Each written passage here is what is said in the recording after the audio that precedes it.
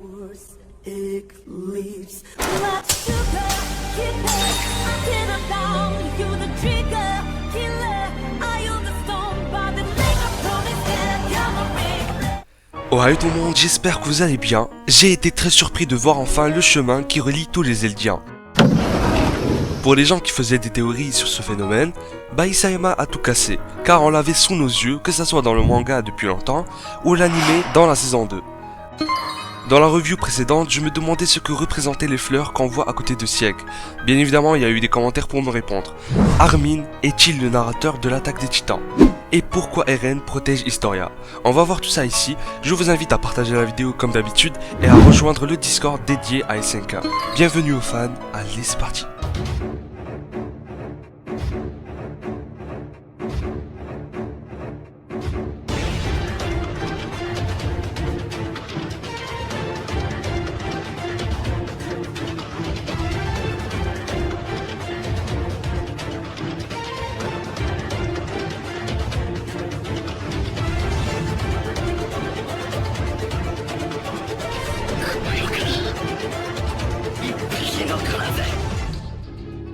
Bien, commençons par le rêve d'Eren.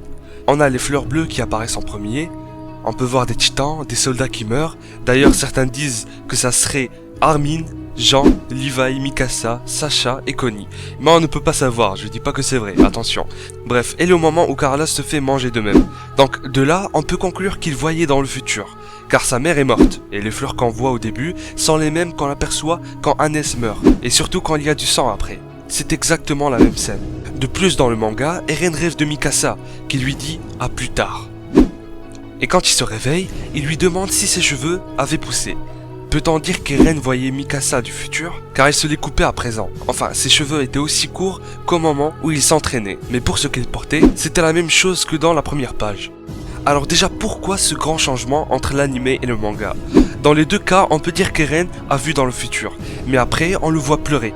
Dans l'anime, je dirais à cause de la mort de sa mère. Mais dans le manga, aucune idée. Puisqu'elle a juste rêvé de Mikasa lui disant à plus tard. Serait-ce un adieu qui l'a rendu triste au final? C'est compliqué. Bien aussi cet uniforme, j'ai remarqué qu'il ressemblait à celui-ci, de cet homme, qui serait un ancien roi Fritz, avec ses filles, Rose, Maria et Sina. Bon, et pour la couleur bleue qui symbolise le voyage et le rêve, et les fleurs de cette couleur ont pour but de transmettre un message. La source est en description si vous voulez en apprendre plus. On sait que les fleurs communiquent entre elles, dans la vraie vie. Donc je me dis que c'est la même chose dans SNK. Et c'est pour ça qu'on les voit à chaque fois. Quelqu'un avait mentionné en commentaire qu'Ymir Fritz, à l'origine de la création des titans, les avait créés à l'aide d'une mutation d'ADN entre le monde végétal et l'être humain. Je sais que ça part loin, mais ça reste une théorie. Je ne dis pas que ce que j'affirme est vrai. Je continue. Pour moi, ces fleurs sont connectées aussi avec le chemin invisible, ayant le rôle de lancer un message, comme avec Eren pour la mort de sa mère et Hannes. Mais après, je suis parti chercher le moment où Kruger mentionnait Mikasa et Armin, et le moment où Grisha disait la même phrase. Or, je ne voyais aucune fleur aux alentours, ce qui soutient pas totalement cette théorie. Mais après, ce moment où Eren devait sauver ses amis, il y en avait une. Et là, tout d'un coup, il se rappelle de ce que disait son père. Après, vous me direz qu'il avait fait le même rêve juste avant. Et vous avez complètement raison. Les fleurs communiquent en silence. L'OST quand Ymir aperçoit le chemin est nommé Call of Silence, l'appel du silence. Je crois que ça a un lien avec Sieg quand il est mort, quand il affirmait qu'il n'entendait plus rien. Après, ça peut être juste une expression. Et aussi avec Ymir, car dans l'OST, ça parle de renaissance. C'est ce qui est arrivé à Jaeger et elle aussi. Ça va loin. Aussi avec le chemin, on voit comme si c'était une sorte de fumée ou d'un gaz. Est-ce qu'il y a un lien avec ça ou pas? Pour cette fille, regardez-moi juste Historia, on dirait pas elle. Surtout quand Frida lui dit tu dois être comme Ymir Fritz. Et là on voit cette ressemblance.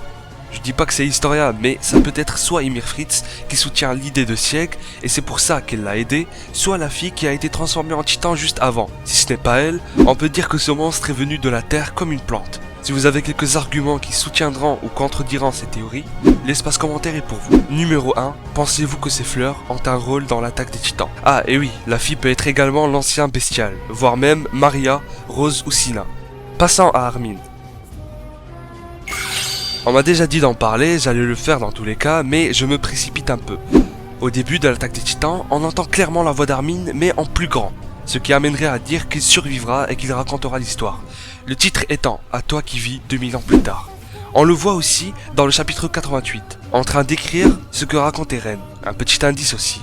Dans le début de la saison 2, un livre apparaît. Et retenez bien ce que l'on voit. Dans la saison 3, ce bouquin, on peut dire qu'il contenait la même chose, les mêmes informations, mais ça veut pas dire que c'est le même. Alors dites-moi en commentaire. Question numéro 2. Pensez-vous qu'Armin est en train de raconter l'histoire? Pourquoi Eren protège Historia? Le mec à l'originel, qui est passé par Fridares, étant sa demi-sœur, et il l'aimait bien. Alors serait-ce suffisant pour dire qu'il la protège pour cette raison? La volonté de Frida. Mais après ça se peut que c'est pour une autre cause. Mais amoureux d'elle, j'y crois pas trop. Quand Eren se met devant le miroir, pour ma part, on dirait qu'il était comme Miss Tiber. En parlant d'elle à ce moment-là, qui nous dit qu'il n'a pas lui aussi vu le chemin invisible. Je suis sûr aussi qu'Eren a vu plein de choses à travers Kruger. Dans le passé, c'est fou ces images. Regardez sa position, c'est la même que celle de son prédécesseur, quand il parlait à Grisha. Et on voit la tête d'Eren au lieu de l'autre, pour montrer qu'il a accès à ses souvenirs de son point de vue. Question numéro 3, pourquoi Eren protège Historia selon vous? Si ça se trouve, c'est lui le père aussi. Pour la mort de Levi, on peut voir dans cette image Angie et ce dernier qui cache un seul œil chacun. Et l'autre qu'on voit chez Angie est celui qu'elle a perdu. Donc, serait-ce la même chose pour Levi? Dites-vous aussi que s'il meurt, Mikasa deviendra surpuissante, car elle héritera de l'expérience de Levi. Tout ça passe également par le chemin invisible. C'est la fin de la vidéo, je vous invite à partager et à répondre à ces questions. On se retrouve pour la revue du chapitre 116. Je vous lâche un énorme acquis des rois dans la gueule, et à la prochaine.